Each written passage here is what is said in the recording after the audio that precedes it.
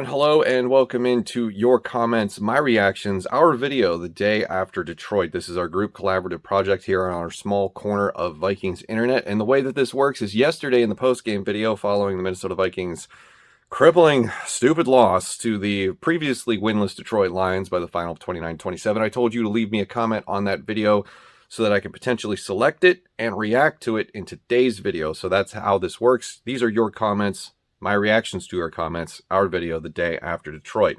And you left a lot of comments, guys. Almost 200 comments yesterday. Why are you making me work this hard?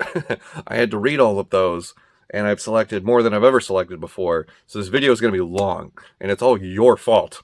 Of course, it's probably mostly my fault because I asked for it. So it is what it is. But thank you for all the comments yesterday. Thank you for all the views, the interactions, everything. We're all here together to suffer through this as best that we can, and I will hope to provide some level of therapy to you, the audience, as we move through this short week, because we have to do this again in a couple of days, and it's frustrating. So Vikings are 5-7. That's how we all feel right now. Can't help but laugh. All right, so let's get into this. We're going to start with the first comment. It comes from Emmer33. They say, honestly, I feel relieved. I think we've finally turned the page. It's no longer if, it's a when Zimmer gets fired. We're finally heading towards change. We've officially entered the next chapter of Vikings football. Deep breath. Deep breath. It feels very vindicating to sort of read that out loud. And I picked this comment on purpose to open the video with because I feel like a lot of Vikings fans can relate to what Mr. Emmer33 is saying here. And I saw a lot of it in the comments, like the similar comments that were left, you know, as it relates to this, that Vikings fans are sort of like, okay, that sucks. But at the same time, silver lining, the thing that I've wanted is all but, you know, what's the word I'm looking for? All but guaranteed now, because you've wanted change. We've been screaming about wanting change for weeks and months, or this, you know, even last year we wanted change. I know I did. After the 1-5 start to 2020, I posted 2 videos about benching Kirk Cousins and then firing Mike Zimmer and coaches that I wanted to potentially hire at the end of the season. So we're here. We're here. We haven't opened that book yet. We haven't turned the page on chapter. We're still kind of at the end of the previous one, waiting to turn that page, but it's finally here. And I wanted to pick this because I feel a lot of fans are feeling the same way. I feel a lot of fans can relate to this, that change is coming. We just don't know when, but we feel like now it can finally be justified. Next comment comes from Vike Irishman. They say, need to make the coach/front office changes like the Wild did and get rid of players that have been around too long. Man, if there wasn't an exceptional model blueprint for how to turn a franchise around in less than 2 years, it would be the job that Bill Guerin has done as the general manager of the Minnesota Wild up until this point. The Minnesota Wild, a couple of years ago, aging veterans, Eric Stahl, Zach Parise, Ryan Suter, you know, just Bruce Boudreau was just an uninspiring head coach. And then, you know, they bring in Bill Guerin and they start making changes. And they get rid of the veterans with the big giant contracts, buying them out. It's going to hurt them financially down the road, but it's paying dividends right now because the team is winning. The team is super hot. They just had a 5-game homestand where they won all the games, and I watched them all. They're very exciting. I love Minnesota Wild hockey. So yeah, thank God for the Minnesota Wild if you're a Minnesota sports fan this year. I think that is what we should all hope and aspire to be, and have that happen for the Minnesota Vikings, where somebody comes in and says, this sucks, it doesn't work, I don't know why you're doing this, I don't know why you're keeping this aging veteran defense around, because it clearly has collapsed and you're too stubborn to realize it, and just start kicking people to the curb. I think that would be the best thing for everyone involved. And if we could get a guy like Bill Guerin, I don't know who the football version of Bill Guerin is, but I hope we can find him, and they can make this team right again, and we can start competing for deep playoff runs every single year instead of hoping just to back into the playoffs with the 7th seed. So a lot of changes need to be made. Hopefully that's the one we can make. Next comment comes from C. Ruff. They say, I love what Mike Tyson said. Quote, at least in my time as a head coach with the Vikings, my sorry ass never lost to the Lions, end quote. So I wanted to put this one up here just in case people didn't see that Mike Tyson tweet. I believe it was on Twitter that he posted that following the game yesterday, and it's just kind of, it's a fun thing to read and it makes you laugh. And it's also interesting to see the perspective from former coaches, former players, personnel associated with this team for the longest of time, and just how nobody is happy under this big tent that is the Minnesota Vikings fandom. Next comment comes from TBass2323. They say, I don't know why everybody is so down on Cousins. I'll take a quarterback who throws 35 for 45, 300 yards and no interceptions. People, he's not the problem. It's all about Zimmer. So a couple of things. First things first, we got to stop taking sides when it comes to the piss poority of this team. I think I just invented a new word, because that doesn't help anybody. Everyone is responsible. Everyone is partially to blame. I said in yesterday's video that the three-headed monster of Mike Zimmer, Rick Spielman, and Kirk Cousins being the most prominent figures of the three most important positions of an NFL franchise have proven over the course of 4 years, 3.5, that they are not able to get the job done. They all three need to go. A lot of people, and I don't want to turn this into a Kirk Cousins video, and there's going to be another comment later on where we deal more with this. I understand that wins are not a team stat. You have made that abundantly clear, all of you out there defending Kirk like it's your full-time job. I don't get that as a personality. Wins are not a team stat. I will agree with you. Wins are not a team stat. The same way that Super Bowl championships and rings are not individual stats. But here's the thing. Is Kirk Cousins not part of the team? Is he not partially responsible when this team loses? The box score that he put up against the Detroit Lions is misleading because you're not taking into consideration the nuance and the nuance and the context of the first half, where they get into the red zone and they debilitate on offense and are forced to kick field goals, which is not going to win you any game in the NFL. Even the Detroit Lions, who are still an NFL caliber team, okay? We joke about how terrible they are and how awful they are and how, debilitated the roster is. It's still an NFL team, still an NFL franchise. You got to take them seriously, which we clearly didn't. So I don't care about stats. I don't care about passer rating. I don't care about his yards. I don't care about his touchdowns. I don't care about any of that stuff anymore. I don't know the stats of Lamar Jackson this season. I don't know the stats of Josh Allen, Aaron Rodgers. I don't know the stats of Tom Brady. All I know is that those teams are winning games and we're not. And I don't know how to explain it. And I know that you're going to say that, well, the defense is bad. Mike Zimmer's terrible. The offensive line has got reshuffled. It's not his fault. Cool. That's great. I don't care. I don't care about stats. I am that done with this discussion about Kirk Cousins because it's not going to happen. It just, the same way Fetch never happened, this is not going to happen. All right, moving on. Next comment comes from Kale Lucas. I hope I'm pronouncing that right. They say, happy for Detroit. Very proud that my Vikings were nice enough to give them a win. They didn't deserve to be winless. I wanted to highlight this comment just because of the created left-handed compliment that this thing delivers. It is a work of art. This is exactly how you shitpost. This is exactly how you troll. This is one of the best comments I've ever seen. So I wanted to share this with the world because it needs to be. And that's exactly how you do that. Hang that in the museum. That is funny as hell. That's also a different perspective on how you want to look at this. We all sort of deal with stress and anxiety differently. And maybe that's, a newfound coping mechanism for us is to say, hey, good job, Lions. You deserve that one. All right, moving on. Next comment comes from Jacob Tobin. They say, I'm in a pick'em league of 37. I was the only person to take the Lions. Being a Vikings fan is rough. A change is needed for the future. Only guy I would keep is Ficken. I'm in a pick'em league as well, and I believe I took the Lions. And my pick'em league does, point spreads. It's not head-to-head. So I was like, well, the Minnesota Vikings every game except for the Seattle game, it's a one-score game. So I feel confident in that, and sure enough, it happened. But this kind of sentiment highlights a bigger problem. If you're a fan of your team and you don't feel confident enough to just, go to your fantasy football app and go to your pick'em league and pick your team to win, what should be an easy win considering all things on paper. If you don't feel confident in that, how the hell can you feel confident in this team making the playoffs and doing anything once they get there? I don't see how it's possible.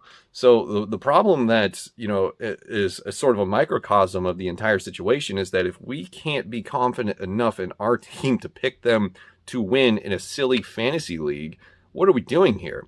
And that just highlights the bigger issue of this team not being capable of competing with the upper echelon of teams in the NFL currently. Next comment comes from Frantic Monster. They say, sack Zimmer. I'm an Australian and getting up at 5 a.m. on Monday morning to watch us lose to Detroit ruined my whole week. Hello to you out there in Australia. That's pretty cool that you're a Vikings fan in Australia. I don't think I've ever met one.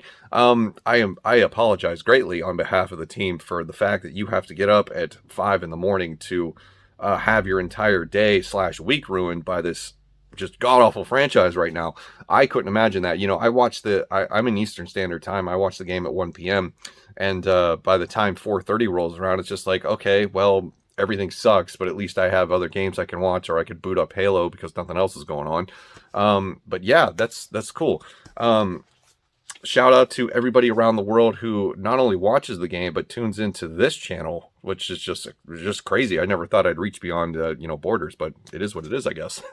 So thank you for the viewership all the way in Australia, and I have sympathy for you because I am not a morning person myself. But I guess it beats staying up for these ridiculous road trips by the Minnesota Wild, where they go play in LA and San Jose, and the start times are 10:30 at night. Good God. Next comment comes from Eric C. They say, I was grateful for the loss because it's going to help fire Zim. Thanks, Lions. This is kind of a circling back to the first comment that we opened the video with, where more people are, sort of on board with the idea that losing this game isn't all doom and gloom, because it's going to lead to bigger and better things that they've wanted for so long. And I just wanted to throw this one in there to sort of, reiterate that, don't lose focus on sort of what the pulse of the nation is in terms of the Vikings fan base wanting change so desperately that they're willing to eat a loss versus an 0-10-1 team, no matter who it is, given whether it's the Lions or the Jaguars or whoever. So it's an interesting perspective to keep seeing that. Next comment comes from Tommy Litz. They say Detroit hasn't scored 20 points in a game all season. The Lions put up 20 points in the second quarter. Kirk took the lead inside 2 minutes again.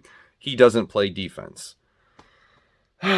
Yeah, he doesn't play defense. Harrison Smith really should, score in the red zone more often. I don't know why he doesn't do that. Also explain to me why Cam Dantzler can't pick up more than 3 yards per carry. What's going on with that too? That is the dumbest argument I've ever heard. You're pointing out the obvious, as if it's some sort of defense. Yeah, no kidding, he doesn't play defense. Who gives a shit? We could turn that on its head, and I could just keep saying dumb shit all day too about Harrison Smith and Anthony Barr and Eric Kendricks not doing offensive things. It doesn't make any sense. Come on. As far as the rest of the comment goes, yeah, I understand where you're going with this. You're blaming the entirety of this collapse and the loss on the defense, or at least it's implied that way. Here's the thing, though. I could take this point in the game that you're talking about where Kirk took the lead inside 2 minutes. He was gifted on a silver platter the field position of dreams, right? The Lions call the stupidest play imaginable on 4th down in their own territory.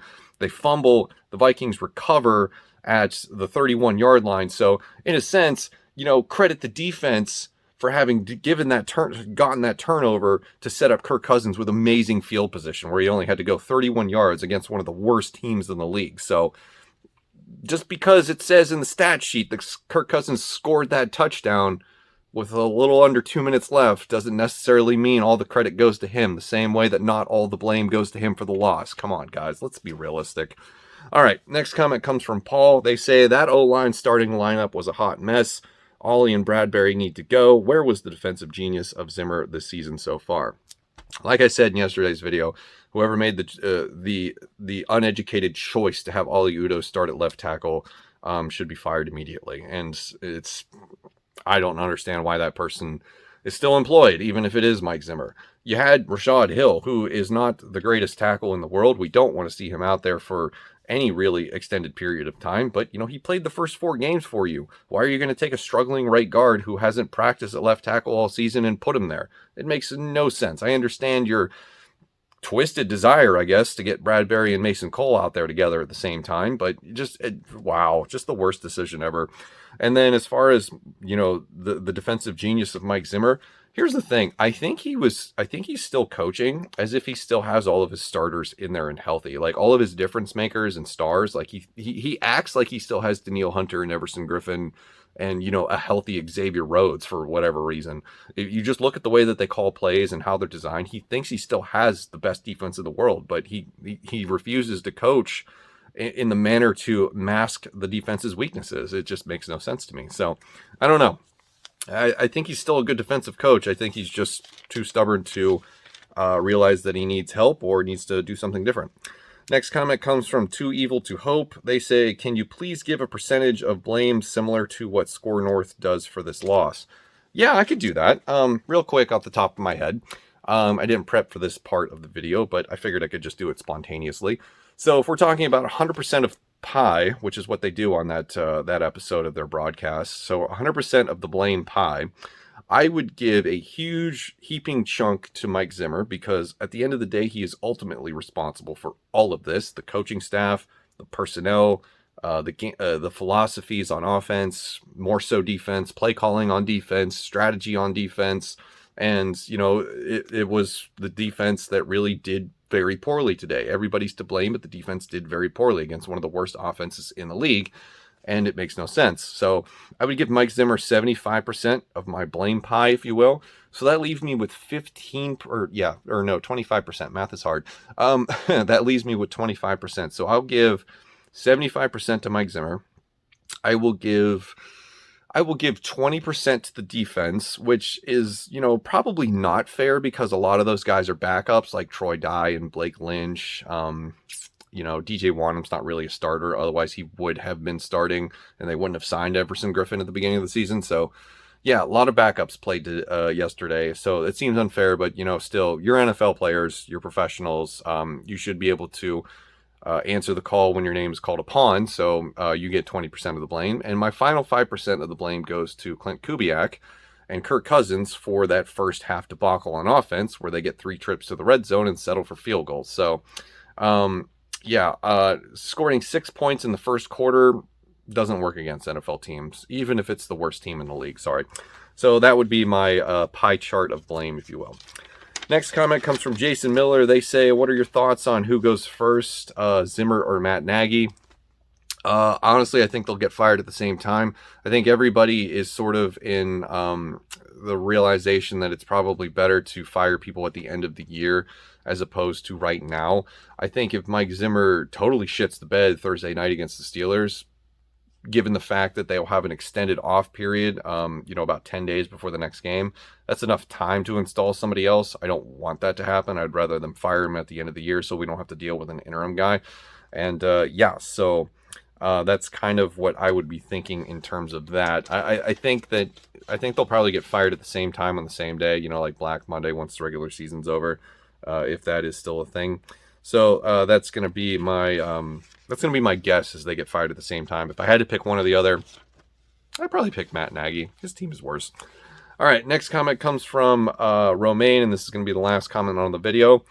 They say, not in the business of tanking the rest of the season, because there isn't a player, particularly a quarterback, in the 2022 draft who will change life for the Vikings. That said, it isn't in the best interests of Minnesota to fire Zimmer midseason, because it doesn't help them get better now. And I wanted to end the video on this comment because these are all factually correct. There is not a player in the NFL draft that I so desperately want that I think that we need to tank the rest of the season. It's already too late, in my opinion, to potentially get a top 5 selection. We would need a lot of help in order for that to happen, and to lose every game from here on out. And I believe the final record would be 5-12. Still possible, but I doubt it.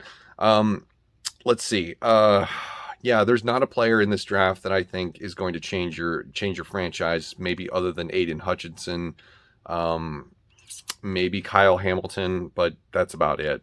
There's going to be a lot of talent in this first round. It's not the best, deepest draft that we've seen. Last year's was definitely better, in my opinion. But you're still going to be able to get a quality player in the middle of the first round, which is where I think the Vikings will end up, somewhere in the 14 to 19 range. So you're probably looking at Andrew Booth Jr., Sauce Gardner from Cincinnati, Kyer Elam from Florida. They'll probably need an edge rusher after the season, depending on what they do with Danielle Hunter. It's clear as day that DJ Wanham is not going to develop into an everyday start or an every week starter. So I'm not particularly interested in tanking either. I don't care if we win or lose from here on out. So I'm not hoping that this team loses to improve their draft position, because I don't think that they need to.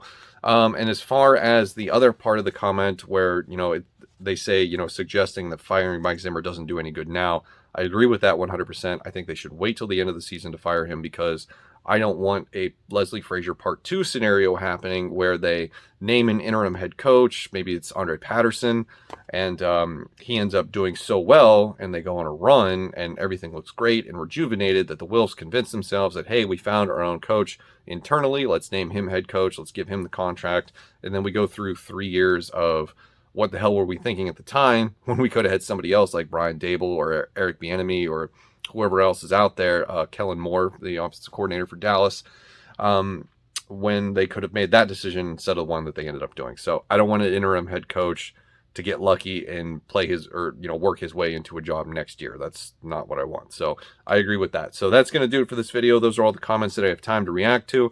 Thank you very much for all of the interactions, the views, and the comments on the post-game video yesterday. Let me know what you think about my responses to your comments on today's video in the comments below. That's really confusing, but I hope you understand. All right, that's going to do it for me. Thank you for watching. I'll see you in the next one.